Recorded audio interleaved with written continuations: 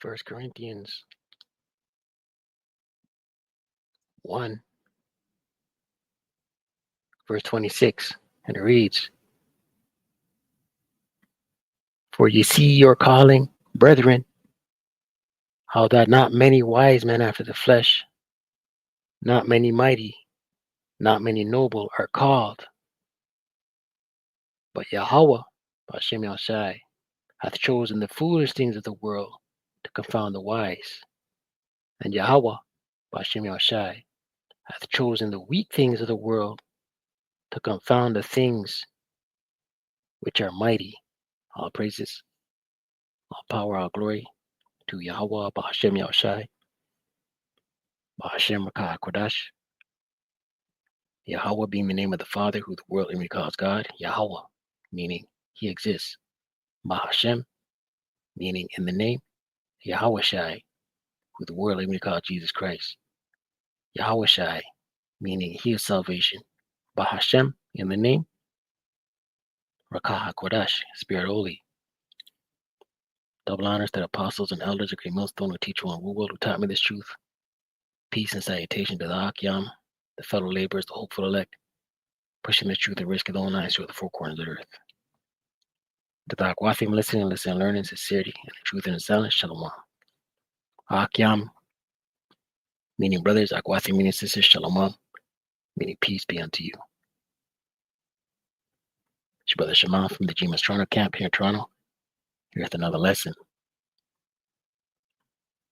And we'll get right into it. Right? Who ordained you a prophet? Who ordained you? Right? And this was I was presented with this question 2 weeks ago, 3 weeks ago. Family member who knows I'm in the truth. And once again, family members like to call. I don't even get into scripture with family members, man. I avoid it, for years now. I avoid it. I take the L. I take the low road. I try to avoid it, these anti-Christian family members, but some other scriptures came up because these family members like to call and get into scriptures, man, right? To get cut, right? And this particular family member said to me, "Who ordained you? Who ordained you? Where'd you get your degree?" All right, I was like, "Listen, man, this ain't for you." But this scripture came to mind. 1 Corinthians 1, verse 26. I'll start from 25. And it reads, "Because the foolishness of Yahweh, Bashem Yahshai, is wiser than men, and the weakness of Yahweh, Bashem Yahshai, is stronger than men. For ye see your calling, brethren," right? The elect are called. The Lord Yahweh Bashem Yahshai does the calling. "How that not many wise men after the flesh," right? The Lord's not calling a bunch of PhDs, triple PhDs, and 5 bachelor doctorates and 2 bachelors. Now, granted, there's men of the Lord with degrees. There is, but for the most part, it's the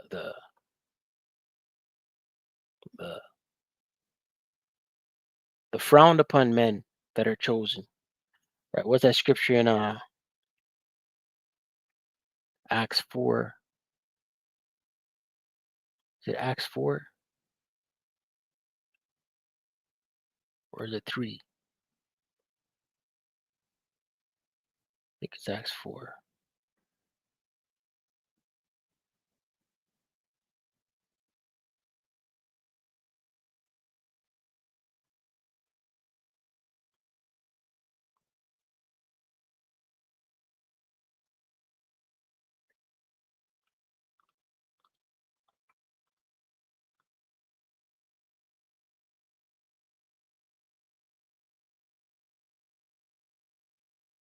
Acts 4 and 13, it reads, says here, threat and release. "Now when they saw the boldness of Peter and John," the disciples, "and perceived that they were unlearned and ignorant men, right? Not learning the letter of the law in these times. What does that equate to today? Um, not a high school graduate, not a university graduate, not a college graduate, not a theologian seminary graduate, right? Unlearned and ignorant men in today's times. In the ancient world, they're talking about unlearned and ignorant men of the law, the letter. They marveled and they took knowledge of them that they had been with Yahweh Shai, right? So they were they were amazed that Peter and John were so bold, right? In this truth, they spoke with power and authority, just like their master, their Lord Yahweh Shai. So the people around them were amazed. See what it says in the NLT, right? And it's the same way today, man. When the men of the Lord breaking down scripture, they speak with power, man. Acts 4 and 13 NLT. The members of the council were amazed when they saw the boldness of Peter and John, for they could see that they were ordinary men with no special training in the scriptures. They also recognized them as men who had been with Yahweh Shai, right? No special training in the scriptures. So that's why you're gonna get these talks. Who ordained you, right? Where'd you get your degree? Mark 6 and 4.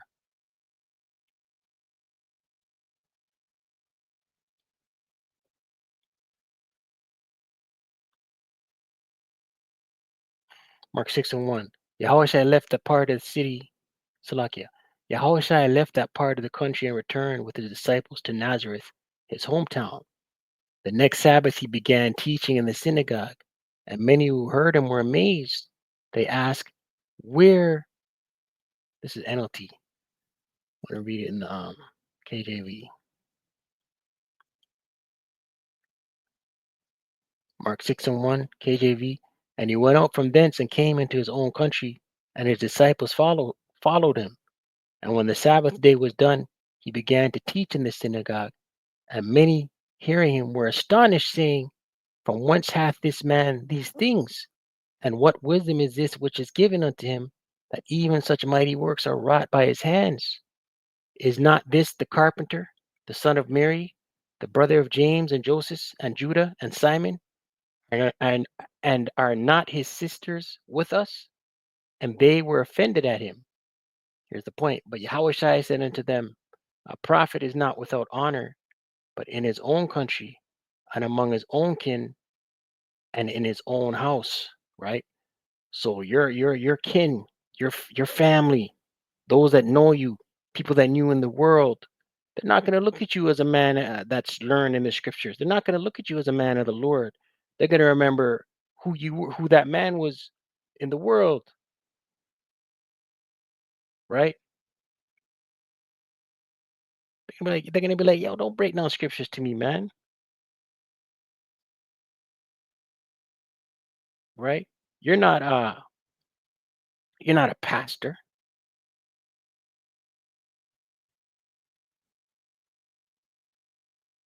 right? And granted, when I was told this a few weeks ago, they were asking me questions and I was resisting. I didn't want to get into it, man. That's been going on for years. So it's years now I don't get into it. I don't get on the phone.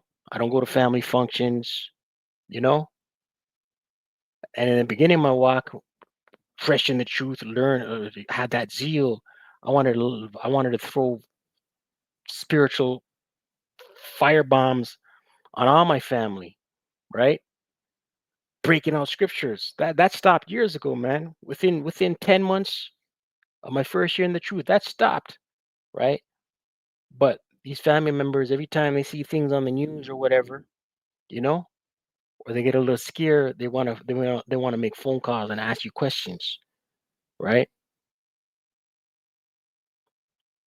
But it says here, a prophet is not without honor, but in his own country and among his own kin and his own house, right? Your own family members are not going to recognize that the Lord's dealing with you, the Lord's supping with you, man, right? That's a condition of the battle. First Corinthians 1, verse 27. But the Most High hath chosen the foolish things of the world to confound the wise. And the Most High hath chosen the weak things of the world to confound the things which are mighty. Right? These scriptures, this word is a fire. Right? Confound the mighty. Scripture came to mind. 2 Corinthians. 2 Corinthians 10.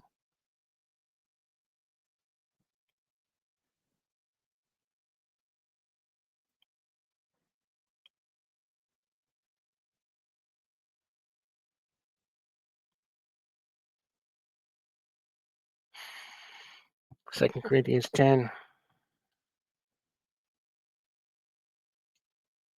verse 3. For though we walk in the flesh, we do not war after the flesh, right? We're in these fleshly bodies, but we're not walking around with sticks and heaters. Our war is a spiritual war.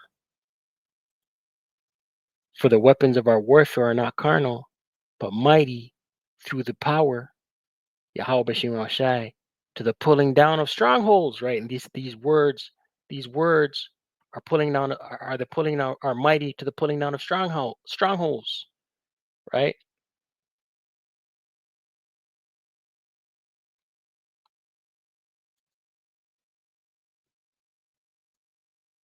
Right. And what are some of the strongholds? Anti-Christianity. It's in Jeremiah. This people would. Right. Buddhist, Rastafarianism. Do as thou wilt. Feminism. This truth is a fire. Jeremiah 23,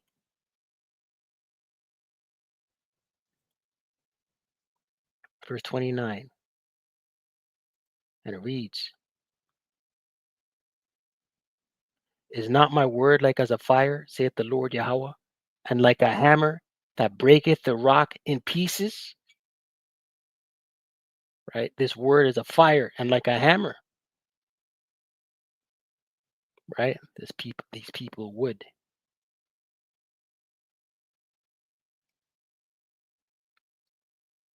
I'm just flowing in the spirit.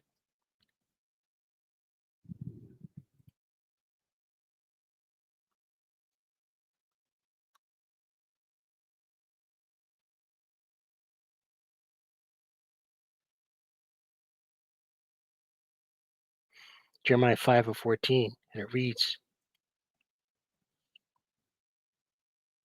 Wherefore, it says here, judgment proclaim. Wherefore, thus saith the Lord Yahweh, power of hosts, because ye speak this word, right? These words aren't of us, man. These words are of Yahweh B'Shem Yahushai, right? The prophets are just vessels. The men of the Lord are just vessels. Behold, I will make my words in thy mouth fire, and this people wood, and it shall devour them, right? You can neither gainsay nor resist. You can't confound this truth, man. This truth cuts. This truth is a two-edged sword. Hebrews 4, right? That's why family members get confounded. That's why acquaintances get confounded. That's why family members separate you from their company, right? That's in Luke. Luke, I believe it's 6. Let's hold it.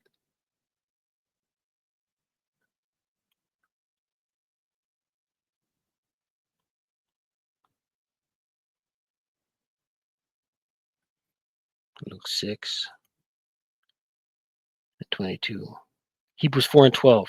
It reads, For the word of Yahweh B'Shem Yahushai is quick and powerful and sharper than any two-edged sword, piercing even to the dividing asunder of soul and spirit. Right? This word cuts. and the joints and marrow, and is a discerner of the thoughts and intents of the heart being mind. Right? This truth is powerful, man. Right? The words containing these books are powerful, man.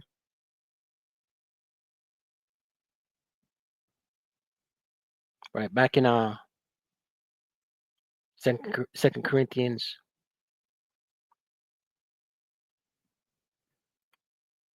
10:5, casting down imagination. Right? This word, this truth, it casts down imaginations, and every high thing that exalted itself against the knowledge of Yahweh Bashim Shai. Right? Uh, Evolution, uh, plantation Christianity. These are all high things that have exalted themselves against the knowledge of Yahweh Bashim Shai. Right? Science, Big Bang Theory, do as thou wilt. Right? And bringing into captivity every thought to the obedience of Hamashiach, right? You come to this truth as a man of the Lord, you're in subjection to the obedience of Hamashiach to the best of your ability. You become a new man, right? But this truth is a fire, right? This truth, it exposes, right? And this is why your family members. We're going to read it right here, Luke 6:22, red letter. Blessed are ye when men shall hate you, and when they shall separate you from their company. Right? You see that with family members. All brothers within this truth can attest to this, man. Your family members start to separate. They don't want you around, right? Because your light sheds exposes their darkness, and shall reproach you and cast out your name as evil. Right? Yo, why is your own cousins will be like, why is he coming around again? They stop calling you, man. Right? But that's a good thing. Right? For the Son of Man sake, yeah, he's a Hebrew Israelite now, man. He thinks he's better than everybody. Right? That's what happens. But it's a good thing, right? That was it on that. I didn't have anything else. I had two scriptures, but the Spirit led us elsewhere. Micah 3:8. But but truly I am full of power by the Spirit of the Lord Yahweh Bashim Yashai. Right?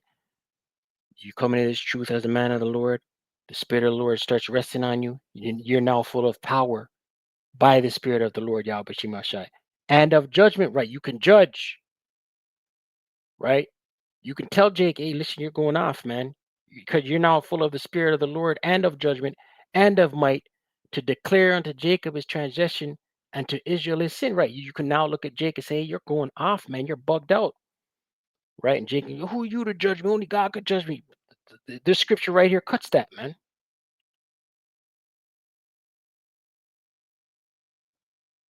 right? Scripture right there cuts that.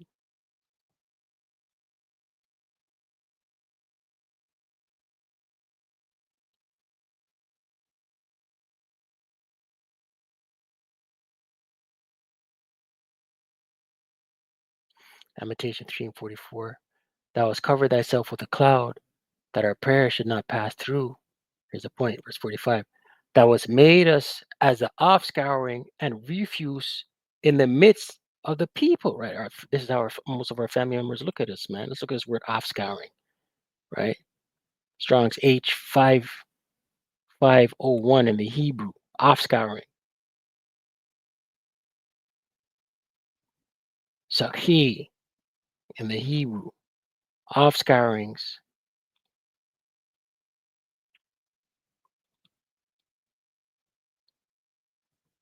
Sweepings, offscouring, dung, used of anything vile, right? Our family members, man.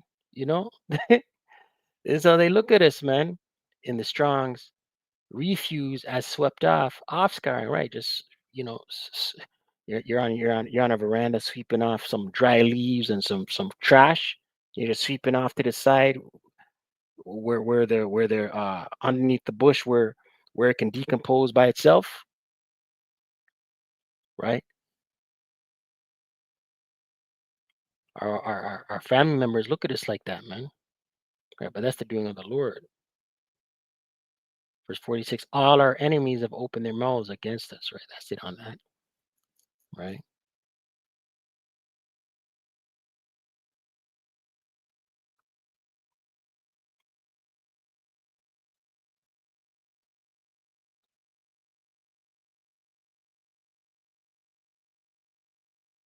Malachi 2 and 7, writing this in the ancient world, right?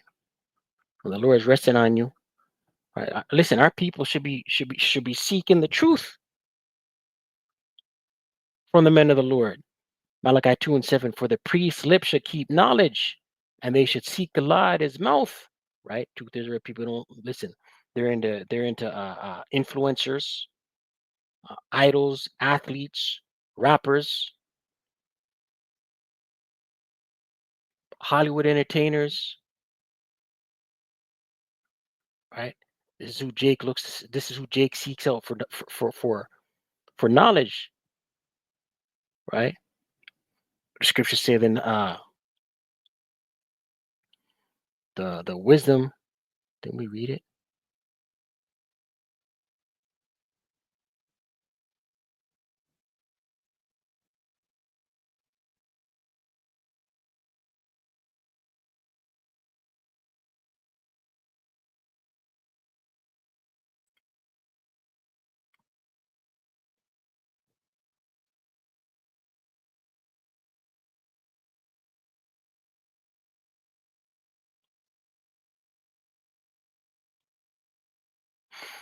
First Corinthians 3 and 19, for the wisdom of this world is foolishness with Yahweh Bashim Yashai. For it is written, he taketh the wise in their own craftiness. Right. So that is highly esteemed among men is an abomination in the sight of Yahweh Bashim Yashai. Right. Jake runs to influencers. They want to get knowledge and advice from influencers, right? But it's foolishness. First Corinthians 3 and 19 in the NLT, for the wisdom of this world is foolishness to the Most High Yahweh, Bashim Yashai. As the scriptures say, he traps the wise in the snare of their own cleverness. Right, back in where is I? Malachi 2, verse 7. For the priest's lips should keep knowledge, and they should seek the law at his mouth. Right? The men of the Lord with his truth. That's who you should be seeking knowledge, wisdom, and understanding from. To break down the scriptures to you, right?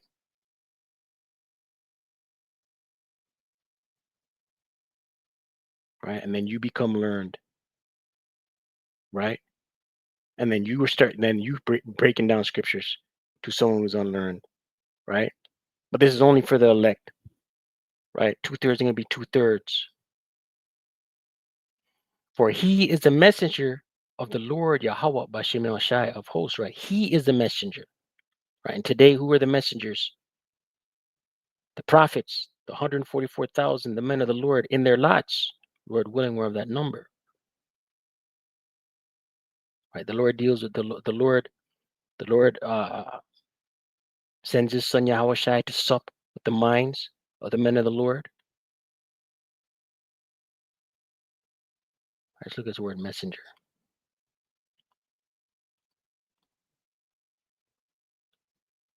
Malak.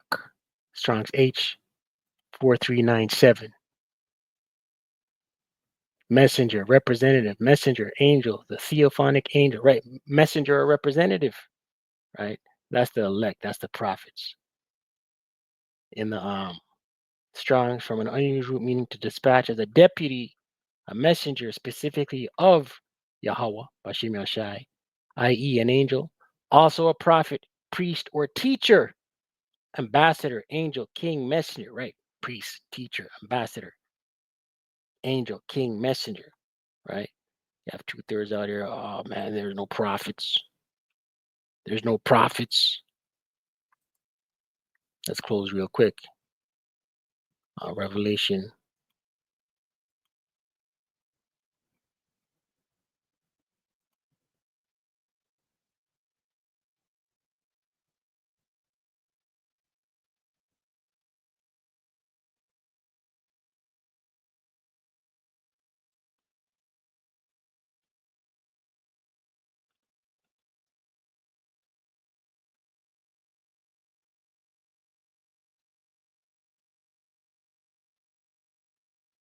Salakia.